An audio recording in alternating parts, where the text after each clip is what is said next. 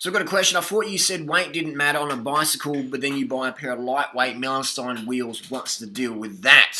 Why are you changing your story? Okay, I can understand the confusion. I bought a pair of $6,000 carbon lightweight wheels for my fleet, my collection, and people were like, hang on, like, you always said those things are a waste of money, whatever. They sort of are, and they aren't. If you've got them and you want them, use them, but you don't need them, okay? You don't need them. Example, training buddy Anton and I were going up this Strava segment a few days ago. On his bicycle, he had $100 wheels. That's right. His pair of wheels cost $100 brand new retail price. My pair of wheels, just the wheels, was $6,000 retail. So you got $100 wheels versus $6,000 wheels under the RS 500 Shimano's, whatever, versus a lightweight Milestone clinches. I was only 2 seconds ahead of him on that little Strava segment. It was about 3 minutes 22 for my time, 3 minutes 24 for his time. The wheels, they don't really make a difference, all right? Like, if you've got the wattage, you've got the wattage. Focus on getting a power meter on your bike. You don't need the lightweight stuff. There's nothing wrong with having it, but don't think, oh, I need that before I can get really fit. No. Because my friend Anton is super fit on $100 wheels on his bike, so you don't need the bling. The main thing you need the bike that fits you. All right, doesn't matter what the bike's made of, if it's bamboo or carbon or titanium or steel or alloy. The bicycle must fit you. You've got to have your measurements, understand how a bicycle fit works for you. A good bike fitter can help you with that. Get a liquid paper pen and mark your seat height. So anything slips, mark your cleats. So if anything slips, you can put it back to where it was. This is a mistake so many people make. They put all the focus on, like, got to get carbon this, carbon that, but their bike fit's fucked up. Or it slips down. They get a bike fit, and then they take the bike apart, put it in the car, put it back together, go, how high was the seat meant to be? Or the seat just slips under a bump one time, but they've got no marks, so they don't know. And I'm just like, why the fuck would you put all the effort into training and diet and money and parts and travel, etc., and you let something like a slip seat hinder your performance? I can't get my head around that. That is just like, I just see it all the time. 99% of people don't mark their seat height or their angle or their cleats. And like, yes, close enough. And I'm like, why do people do that? That is like the most frustrating thing for me to see.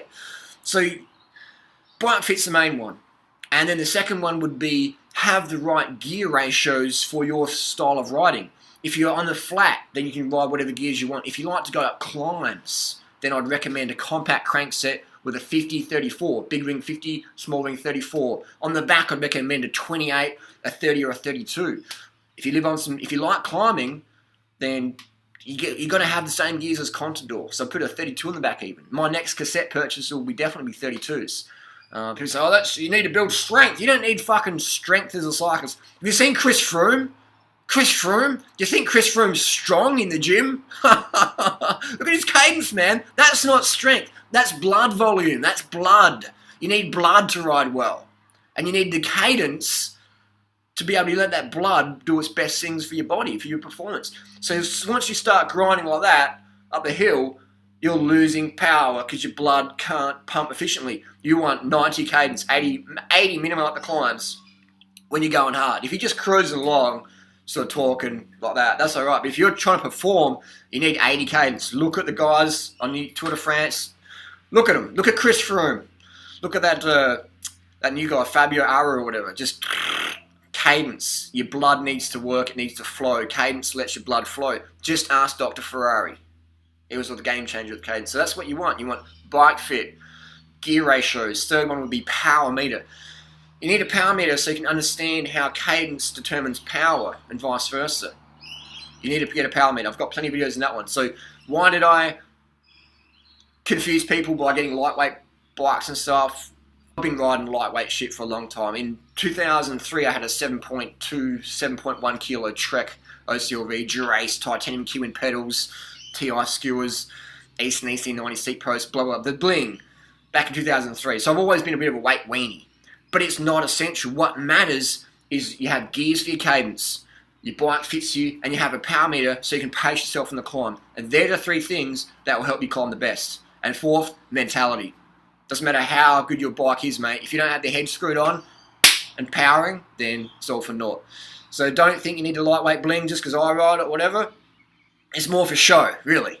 lightweight stuff's more for show. And if you got it, that's cool, you know? The lightweight wheels look fantastic, but don't think that you need them to perform.